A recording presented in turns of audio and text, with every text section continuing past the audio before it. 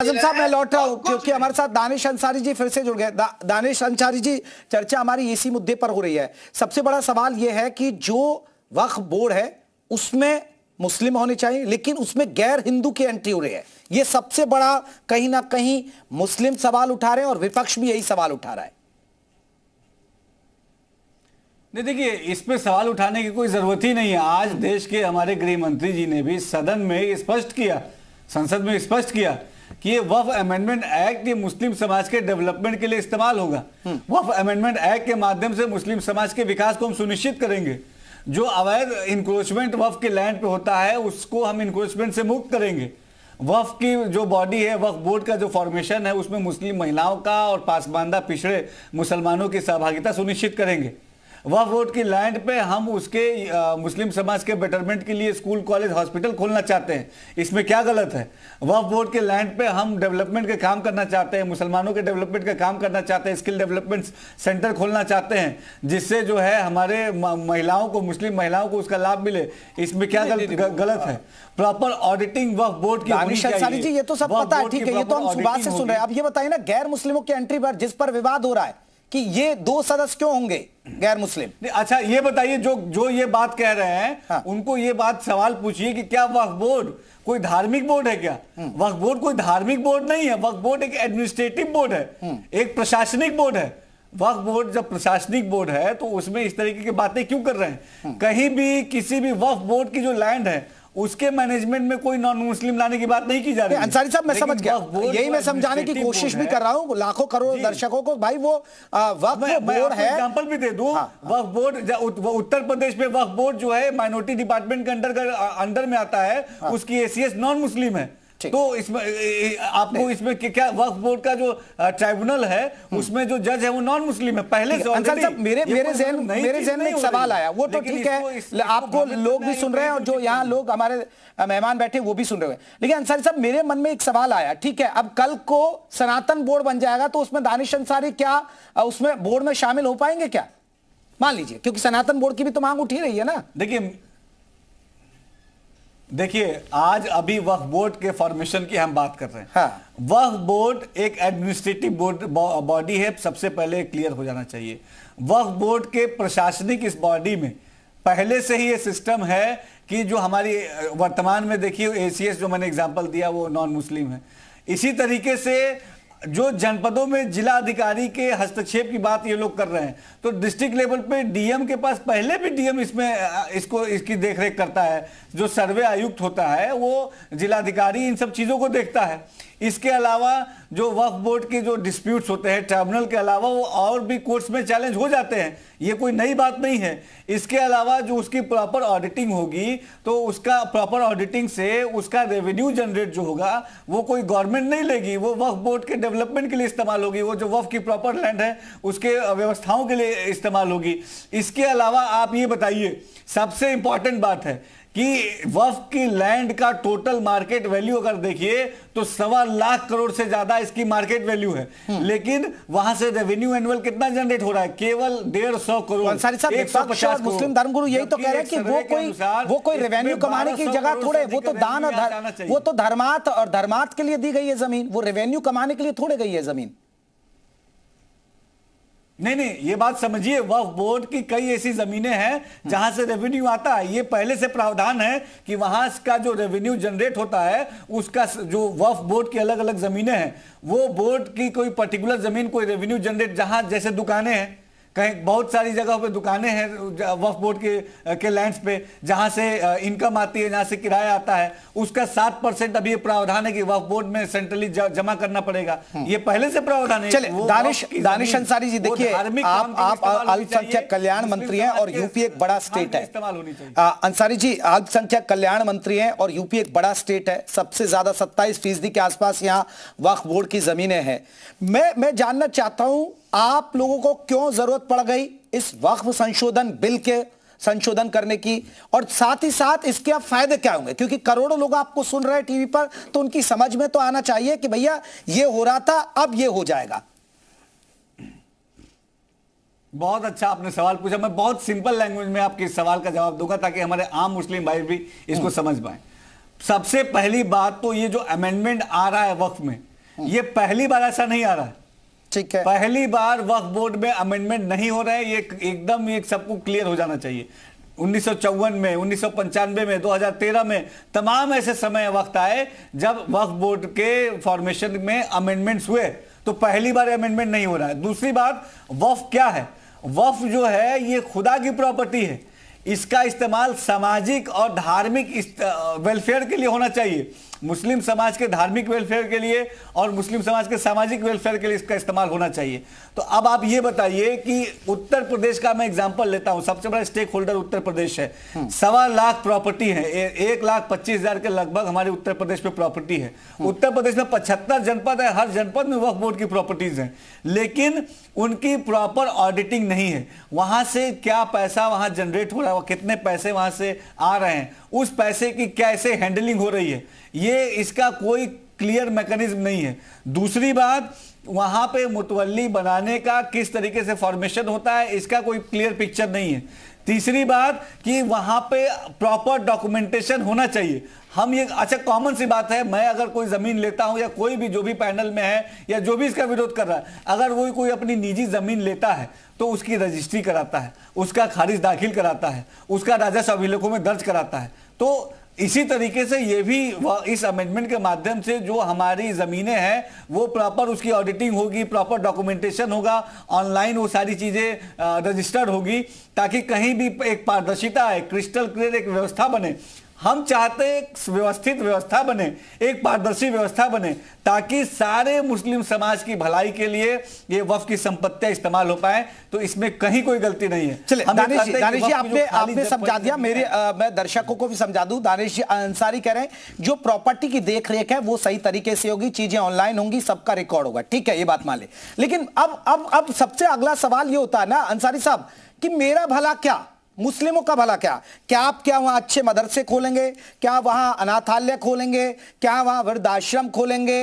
क्या वहां मुस्लिम युवाओं को बेरोजगार युवाओं को कोई रोजगार देंगे? कुछ ऐसी नीति है इस बिल के अंदर या कुछ नहीं, बस हमने तो भाई जमीन की देखरेख करनी है और कुछ नहीं करनी?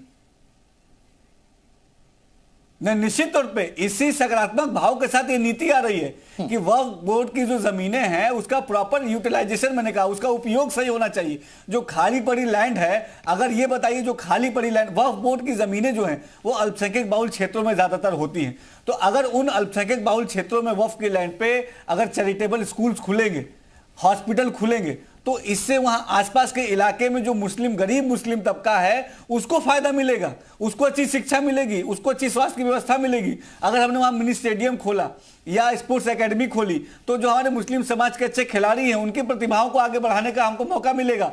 हमने अगर स्किल डेवलपमेंट सेंटर वहां खोला तो हमारे जितने भी ऐसे मुस्लिम समाज के युवा हैं उनके स्किल को और हम तराशने का काम करेंगे। तो हम तो तराशने का, आगे बढ़ाने की मुहिम के साथ हम चले हैं, लेकिन जो भी इस अमेंडमेंट का विरोध कर रहा है निश्चित तौर पर साफ और स्पष्ट है कि वो मुसलमानों का हितैषी कतई नहीं हो सकता है। ठीक है, मेरा आखिरी सवाल अंसारी जी, क्योंकि आपका कीमती वक्त है, क्योंकि आप अल्पसंख्यक कल्याण मंत्री हो तो ज्यादा लोगों को आपको ही समझाना होगा कि देखिए बिल क्या, क्योंकि विपक्ष तो सवाल उठा रहा है। विपक्ष कह रहा है, विपक्ष के दो ही बिंदु हैं कि ये तो जमीनों को हड़पने का है, मान लीजिए किसी दादा परदादा की उनकी जमीन है, कहीं ना कहीं उनको हड़पले है। लेकिन क्या सवाल ये है कि जो बहुत सारी विवादित जमीनें में एक आंकड़ा पड़ रहा था, जैसे अयोध्या में बहुत सारी वक्फ के विवाद चल रहे हैं, रामपुर में वक्फ की है, आप पर तो रिकॉर्ड भी होगा, जौनपुर में ज्यादा वक्फ की जमीनों पर केस चल रहे हैं, तो बहुत सारे जो केस हैं उससे वो केसों का समाधान होगा और ज्यादातर ये केस मुस्लिमों के ही हैं। जी जी, निश्चित तौर पे अगर वक्फ बोर्ड में बहुत लंबी एक बहुत बड़ी तादाद है केस की, वो केस बहुत ज्यादा संख्या उसमें मुस्लिम समाज के केस की है, तो अगर जल्दी से उनके केस का निपटारा होगा, उनकी समस्याओं का निपटारा होगा, तो इससे आम मुसलमान को फायदा होगा। मैं आपके चैनल के माध्यम से तमाम जो लोग विरोध कर रहे हैं मैं उनसे कहूंगा बहुत गुजारिश के साथ कि राजनीति को अलग रखते हैं, आइए और मुस्लिम समाज के डेवलपमेंट के लिए जो चीज जरूरी है उसके दिशा में आगे बढ़ते हैं। हमने मदरसा रिफॉर्मेशन की बात कही, इसका भी इन्होंने विरोध किया। दीन इस्लाम के साथ साथ मदरसों में बच्चा, हमारा मुस्लिम बच्चा जो गरीब पासमानदा बच्चा है उसको आधुनिक शिक्षा मिले, मैथ साइंस कंप्यूटर पढ़े, इसका भी इन्होंने विरोध किया। हमारी मुस्लिम बहनें जो ट्रिपल तलाक से पीड़ित थी इसके दंड से उनको मुक्त कराएं, इसका भी उन्होंने विरोध किया। पासमानदा समाज के उत्थान का जब हमने बीड़ा उठाया, इसका भी इन्होंने विरोध किया, और यही लोग आज वक्फ अमेंडमेंट एक्ट का विरोध कर रहे हैं। इन्होंने सीए एनआरसी के समय कितनी गफलत फैलाई समाज में, कितना भ्रमित किया। आप बताइए, देश के किसी एक नागरिक की मान्यता गई हो, किसी नागरिकता गई हो, कोई एग्जाम्पल इनके पास नहीं है। केवल और देखिए, आजादी के पहले अंग्रेज थे जो फूट डालो और राज करो की नीति अपनाते थे, और आधुनिक भारत के अंग्रेज ये कांग्रेस पार्टी और समाजवादी पार्टी के लोग हैं जो भ्रमित करो और राज करो की नीति अपनाते हैं। चलिए, बहुत बहुत शुक्रिया दानिश अंसारी जी, हमारे साथ अल्पसंख्यक कल्याण मंत्री जुड़े, आपका बहुत बहुत शुक्रिया। बहुत सारे लोगों को उन्होंने राह दी है, मैं इस पर चर्चा को आगे बढ़ाऊंगा, लेकिन इस बीच बड़ी खबर आ गई है, बिल पर चर्चा का समय बढ़ा है। वक्त बिल में चर्चा का समय बढ़ा दिया गया है, चर्चा के लिए 2 घंटे का समय और बढ़ा दिया गया है। चर्चा का समय अब 10 बजे तक बढ़ा दिया गया है। आज हो सकता है वोटिंग होगी और उस पर यह बात रखी जाएगी। तो चर्चा हो रही है, गहमा गहमी चल रही है सदन में। जल्दी से सलीम इंजीनियर साहब, आपको कुछ समझ में आया? दानिश अंसारी जी समझा के गए, समझ में आया या नहीं आया? अभी एक बात तो ये समझ में आ रही है एंकर साहब जी, कि ये डिबेट जो है सरकारी पक्ष के प्रचार के लिए आपने रखी है, या मैंने तो सर हर बिंदु पूछे सलीम साहब, ऐसे मत कहिए। मैंने तो देखिए उनसे पूछा मुस्लिमों का क्या भला, अब मैं आपसे पूछ रहा हूँ कि आप बताइए समझ में नहीं आया? अगर आपने बुलाया है, अगर आपने बुलाया है तो आप सुनिए। ठीक है, देखिए, ये बिल जो है संविधान के खिलाफ है। ये बिल जो है इस देश हित में भी नहीं है, ये बंटवारे का बिल है, समाज को बांटने वाला बिल है। ये मुस्लिम समुदाय के प्रति एक शंकाएं और अफवाह फैलाने वाला बिल है। ये वक्फ के बारे में भ्रम फैलाने वाला बिल है। वक्फ के बारे में एक नेगेटिव प्रोपेगेंडा किया गया है कि वक्फ जो है वो जहां चाह रहा है कब्जा कर रहा है, जबकि उल्टा हो रहा है कि वक्फ की जो जायदादें हैं जो लोगों ने दान की है, उन पे जो कब्जे हो रहे हैं या कब्जे मौजूद हैं, उनको वापस जो है ये बिल अगर इस तरह से आता है, जिस तरह से लाया जा रहा है, तो पूरे वक्फ का जो कॉन्सेप्ट है, जो रिलीजियस फ्रीडम का जो कॉन्सेप्ट है संविधान में, वो बिल्कुल खत्म किया जा रहा है। अब आप छोटी छोटी बातें कर रहे हैं, इसमें ये है वो है। रही बात है कौन नहीं चाहेगा कि प्रॉपर्टीज का बेहतर इस्तेमाल हो, कौन नहीं चाहेगा कि कब्जे हटे, मगर आप इसकी आड़ में वक्फ ही को खत्म कर दें और वक्फ के कॉन्सेप्ट ही को खत्म कर दें, तो ये जो है ये देश हित में नहीं है। तो ये ठीक है सलीम जी, मैंने देखिए आपको मौका दिया, बासित अली साहब समझा पाएंगे आपको। बासित अली साहब आपने समझा? सलीम जी अब आपके देखिए बिंदु आपने रख दिया, बासित अली साहब बताएंगे, वो भी प्रदेश अध्यक्ष है। नहीं, लेकिन आप समय सबको बराबर दीजिए, समय सबको बराबर दीजिए, तब डिबेट होती है। ठीक है, आप डिबेट इस तरह नहीं कराते कि आप एक को तो पूरा इंटरव्यू कर रहे हैं, पूरा भाषण करा रहे हैं। वो मंत्री है ना, उनको जाना और भी जगह जाना था, उन्होंने 5 मिनट में टाइम दिया। उनका पक्ष रखने के लिए बासित अली साहब बैठे ना सर, वो भी प्रदेश अध्यक्ष है अल्पसंख्यक लोगों। सरकारी पक्ष का प्रचार करने वाला चैनल ना बनिए, सरकारी पक्ष का प्रचार करने वाला चैनल ना बनिए। सबसे ज्यादा जी मीडिया मुस्लिमों को दिखाता और किसी को दिखाता ही नहीं है। आपको हैरानी होगी, मुस्लिम यही इस मंच पर बोलते हैं और कहीं बोल ही नहीं सकता बेचारा, हम ही ज्यादा मौका देते हैं। सरकारी पक्ष का प्रचार करने वाला दिक्कत यही है, आप अपनी निष्पक्षता को बनाए रखिए। ठीक है अली साहब, इन लोगों की दिक्कत यही है कि केवल सुनेंगे नहीं, लटकाना, भटकाना, बहकाना, केवल मुसलमानों को, इसके अलावा कोई काम नहीं है। मुसलमानों को डराएंगे, मुसलमानों को भाजपा का डर दिखाएंगे। कोई इनको बता दे कि 20 लाख आवास मुसलमानों के इसी सरकार के अंदर बने हैं। इनको हर बात पर शंका, हर बात पर शक, हर बात पर सवाल।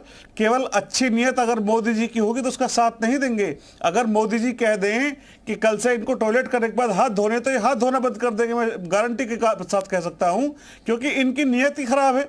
इनको सरकारी और गैर सरकारी मुसलमान दिखते हैं, जो हक की बात करेगा इनको चमचे दिखते हैं, वो इनको इस तरह के लोग दिखते हैं। इनका मानसिक संतुलन ठीक नहीं है, क्योंकि निश्चित रूप से इन लोगों की नियत में खोट था, ये दूसरे को खोट मानते हैं।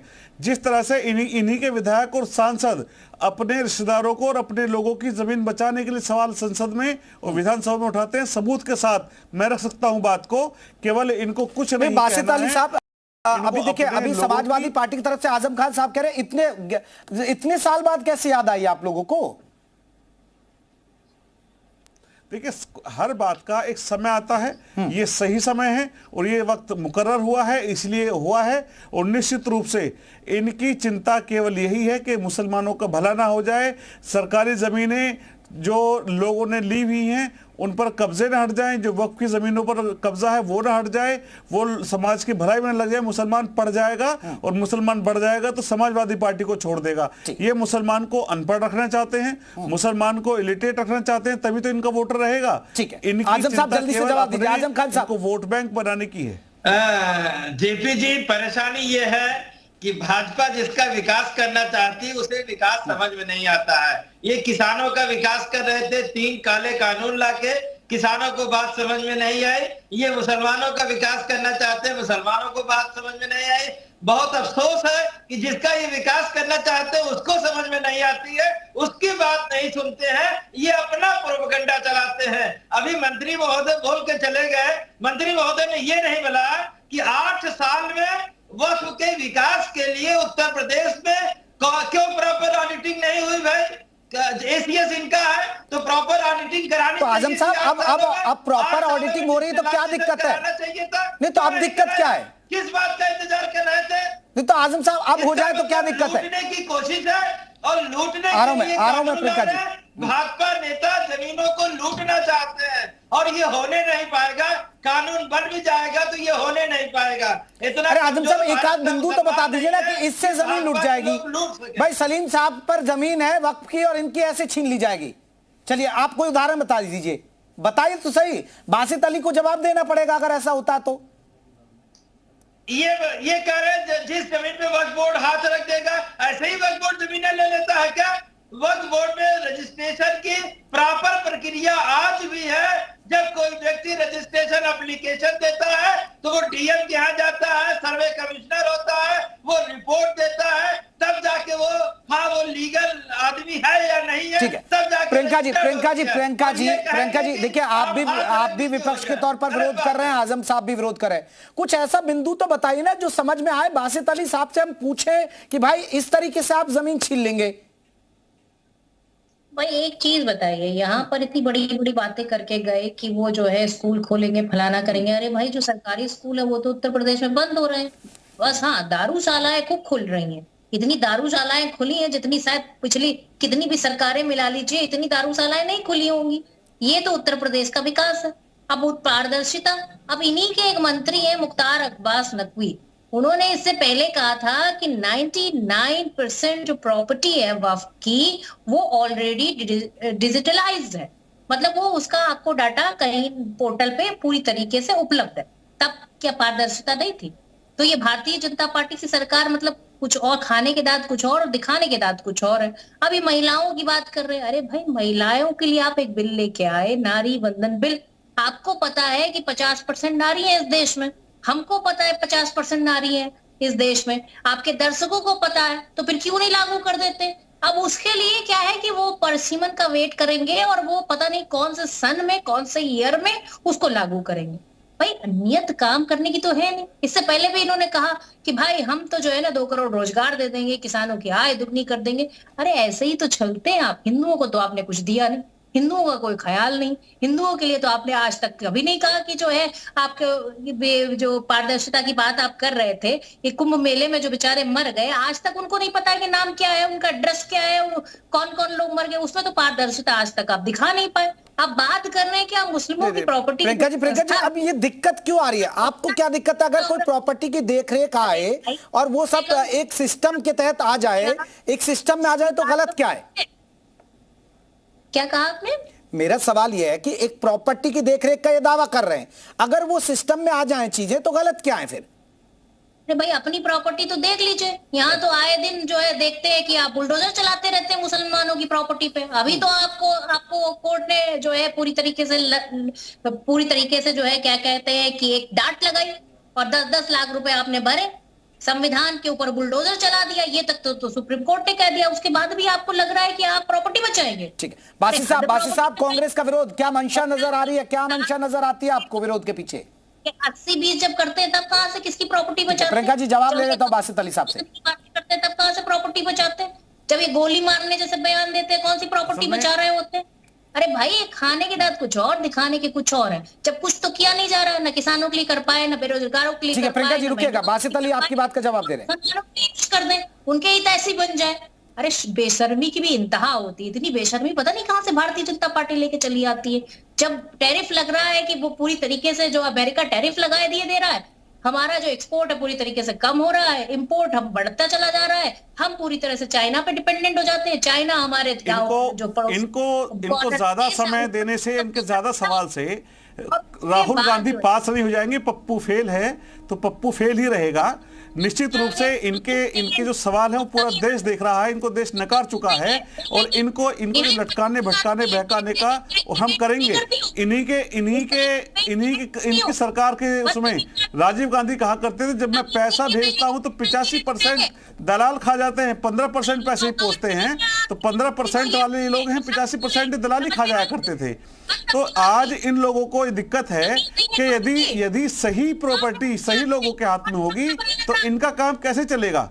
ये आज हैरान परेशान, और ये लोग जो लटकाने भटकाने बहकाने का काम करते थे, मुसलमानों को धरने में बिठाने का काम करते थे, ये फिर से उनको धरने में बिठाने का काम करेंगे।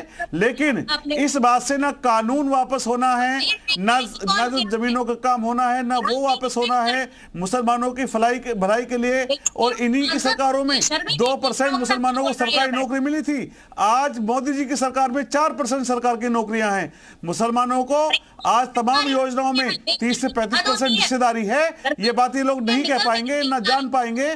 इनको केवल उनके धरने में बिठाना है, उनको उनके गलत मुद्दों को उठाना है, गलत लोगों का साथ देना है, जो लोग करप्शन करते हैं उनका साथ देना है, ताकि इनका वोट बैंक बना रहे।